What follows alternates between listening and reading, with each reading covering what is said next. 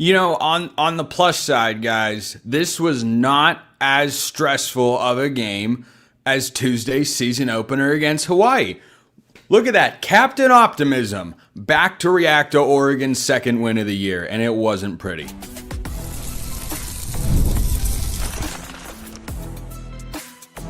You are Locked On Ducks, your daily podcast on the Oregon Ducks. Part of the Locked On Podcast Network, your team every day. Yes, it is that time once again for a reaction basketball episode of Locked On Ducks. I'm your host, Spencer McLaughlin. Thank you all so much for making this your first listen or your first view post Oregon's 67-63 win over Rice. I mean, better than Tuesday. You got to be able to point that out because it's objectively true. It's part of the Locked On Podcast Network, the number one sports podcast network out there. Thank you all so much for helping make that be the case. Let's get right into it. A lot of similarities to what happened on Tuesday. Watching Oregon play offense is like pulling teeth right now. It's just painful.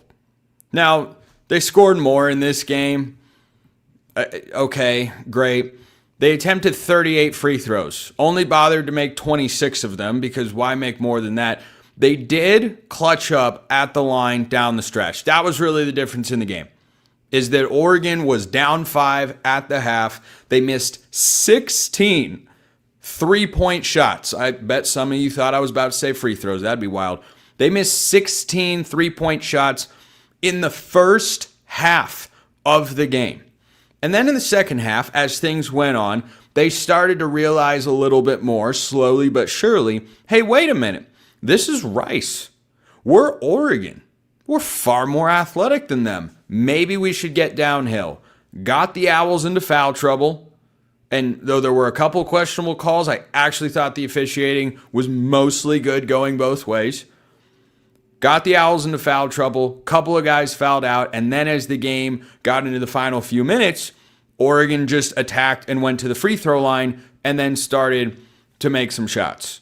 But they were, at one point in the game, 56% as a team. I think I tweeted out they were they were like 11 of 21 or something like that. It was 11 of 19. Oregon started the game 11 of 19 at the free throw line. They finished 15 of 19. And unfortunately, those 4 extra points in the second half of Oregon's free throw attempts were indeed important and an improvement and the reason when you look at the final margin or a reason why they won the game. So the offensive issues from Tuesday were still there. Oregon finishes 7 of 28 from beyond the arc. 7 for 28 is abysmal. I thought they settled for them a couple of times, but really, Rice, I think, came in with a good game plan. You got to give their staff credit. They forced Oregon to shoot threes and gave a lot of those looks because they probably watched the film from Tuesday and saw, hey, Oregon can't win. I'm not going to answer any football questions right now. All right, I'll just throw this out there. Be prepared for some injury news tomorrow. That's it. Let's keep it positive. Oregon won this game against Rice. By the way, speaking of football, I would take this style of win against Iowa. Ugly, doesn't feel good, is a win. That's what we're looking for right now. And again, the positive for Oregon basketball is that they don't lose this game. They find a way to win. When you're evaluating Oregon's resume, come tournament time in March, you're not going to remember, nor is the committee or anybody else, what this game looked like, how bad it felt, or anything like that. But between now and then, Oregon has a lot of room to grow. I mean, a lot of room to grow, particularly at the offensive end. I don't know if there's a good thing that I can say about Oregon's offense because what is the good thing to say? You know, Nate Bittle had 25 points, 8 rebounds, and 6 blocks in this game. All right, there's the one good thing. Everything else, KJ Evans had a good game, 11 points and 5 rebounds, but he's still kind of the same guy. He hit his only 3-point shot, or he was 1 of 2 from beyond the arc, which, hey, I'll take that percentage if it continues, or plenty of games like that for KJ Evans there. But he's not a guy that can make his own offense. He cannot dribble effectively enough.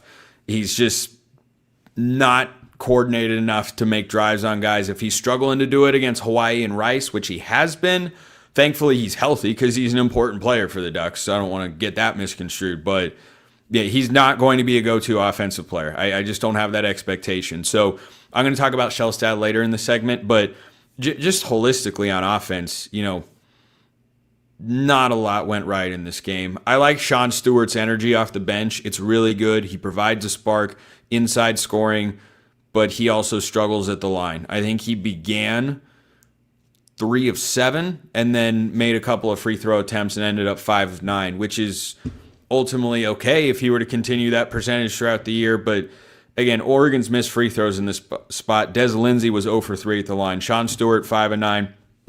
You just can't have that. You just can't. When your offense is struggling, you've got to be able to make free throws. You have to be able to make layups. TK Simpkins missed one late in this game. The sloppiness has got to stop. This is the most infuriating part about watching this Oregon team right now is the number of times they just commit the most boneheaded, self-inflicted wounds is really costing them and allowing teams that they are much better than to stay in games. And so for Oregon, once they start playing teams that are more physically capable of going toe-to-toe with them, they are going to struggle if they play this way. And I'm talking a struggle to inbound. Oregon had to twice call a timeout on an inbound and another time turned it over. It's not okay. It doesn't matter that you're all new and it's early in the season. That is wildly unacceptable. The good news is this is a very athletic Oregon team. Shelstad physically with his legs, again, I'll talk about him more later, but we know what he is, and I think that TK Simpkins looks really good. He did not have his best offensive game today. He had 5 points on 2 of 10 shooting. That was kind of a theme for the night for all of Oregon's guards, and Bittle carried the day with 25, 8, and 6 blocks. Oregon had 9 blocks as a team. Sean Stewart had 1, Simpkins had 1, and KJ Evans had 1. So, defensively, I don't have questions. I really don't. I think the defensive potential for this team is immense. And that's, again, a side of the ball that usually continues to get better under Dana Altman as the year goes on, as it would for any great head coach, which we know Dana Altman is. So I think that for Oregon defensively, they are just fine. They're going to continue to be just fine because their length, their athleticism, and versatility, I think it makes them really tough to score on. But offensively, man, it's a struggle. It is just a flat out struggle. And I hope that one day we can look back at these shows and these games and say, man, remember when it was hard? Remember when it was brutal? But right now, I don't know how long it's going to be before we'll look back and say that, because this offense feels like it is lacking an identity, it is lacking consistency, but it is just lacking shooting. It is just lacking shooting. The one thing I know is going to get better is Shelstad, who I'll get to, but man, Devon Pryor just can't get himself going. He had 2 shot attempts in this game. He's really athletic, but he's just not a focal point of their offense. He had 2 field goal attempts and missed them both. No points, and he had 7 rebounds in this game. He plays good defense, and I like that, but his offensive game has to be able to take a step forward. Simpkins had an off day. All right, when he was the go-to savior for Tuesday against Hawai'i, you can certainly forgive that, but then you look at the rest of Oregon's guards or wings, and you're just getting nothing. Wei Lin did not score in this game. All his points came at the free throw line. He is 0 for 12 to start his Oregon career. That needs to change. Des Lindsey had 1 field goal in this game, and who else was I about to talk? Oh, and Shelstad struggled, and I'll get to him. So yeah, the wings and guards are not there. The forward play, I think, is about where I expected it to be. You have a depth of the guys. The defense is there. The offense kind of comes and goes between. I think they're all good with that. Their activity on defense is good. The rebounding, I thought, was pretty good. I didn't actually see the final numbers. Yeah, Oregon was +7 on the boards in this game, which is what you should be against a team like Rice. Maybe a little bit more. They give up 14 offensive rebounds. I bet Dana Altman would like that to be under 10. It should be, but yeah, at least Oregon won. But maybe the biggest key going forward is a guy who returned. Great to see Jackson Shelstad in the starting lineup, but yeah, there's a little work to do. First, this episode brought to you by Supply House. When the opening whistle blows on a new repair, get your crew moving forward with Supply House. Order today and see parts on your doorstep tomorrow. Over 280,000 plumbing, HVAC, and electrical items from the most trusted brands in the business. Their real-time inventory and honest lead times keep you from punting projects, while their industry-leading customer service always has your blind side covered. If you need parts fast for a project, Supply House has next-day delivery. You talk about a game changer? That is exactly what Oregon needs on offense. They need the equivalent of Supply House's next-day delivery for their offense, both today against Rice going forward for the men's basketball team, and maybe tomorrow against Iowa as well. Join the free Trade Master program today and score serious perks like priority shipping, lower prices, and a dedicated support line. Visit supplyhouse.com to sign up for free and use promo code SHCollege5 for 5% off your first order. That's supplyhouse.com. Real people, real service. This episode also brought to you by our friends over at DoorDash. It's almost the weekend. Basically is time to look back and crown this week's MVP on who delivered, powered by DoorDash. Just like you can win every Saturday with DoorDash Streaks, saving more every time you order. These players delivered when it mattered most. Let's break it down. Nate Bittle today, TK Simpkins on Tuesday, the unquestioned MVPs of Oregon's 2 wins to start the year. Are they pretty? No, but they go down as wins, and that sure as heck is better than trying to have to recuperate after a really bad loss, which losing to Hawai'i or Rice at home certainly would have been. But Nate Bittle at 25 tonight, TK Simpkins at 18 on Tuesday. Hopefully, they keep getting things going. Hopefully, Nate Bittle finds his 3-point stroke because he was 2 of 8 from beyond the arc. We know he's a lot better than that. Those guys delivered for the Ducks this week, just like DoorDash delivers your Saturdays. With DoorDash Streaks, you save every Saturday you order. Stack it up all season. You could save up to $250, including $100 in DoorDash credits. Order this Saturday. Keep the streak alive. Fuel your game day only with DoorDash. Terms apply. Promo period through November 18th. Check out DoorDash today.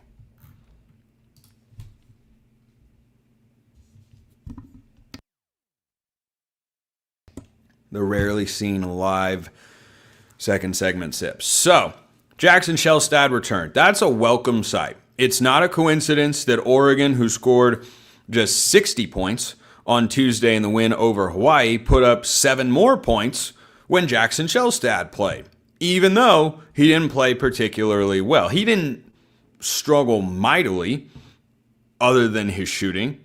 I think everything else with Jackson Shelstad looks the same. I think his defensive activity is really underrated. And he had 11 points, 4 rebounds, 4 assists, 3 steals, got his hand on a couple of other spots there and was disruptive at that end. I love seeing him facilitate. That's a huge part. I talked about this last year. Shelstad averaged, and I think averages for his career, under 3 assists a game. That number should be over 4. Shelstad should be a guy that averages 15 to 18 points a game and I think 4 to 5 assists. He's got that kind of playmaking ability. He has that sort of speed and passing skill. He just has to continue to work at it more and more. TK Simpkins had 5 assists in this game as well. But here's the good news. This is an optimistic look at what Oregon did in this game and what they will do going forward. Jackson Shelstad was 2 of 12 from the field and 2 of 7 from 3. He was 5 of 6 at the line, so no problems there. But I'm pretty sure every single one of those jump shots that he missed, his shot selection was not poor. He didn't force anything up. He took looks from all over the floor, and we know he can make from literally anywhere on the floor once he crosses half court. So the shot selection was there.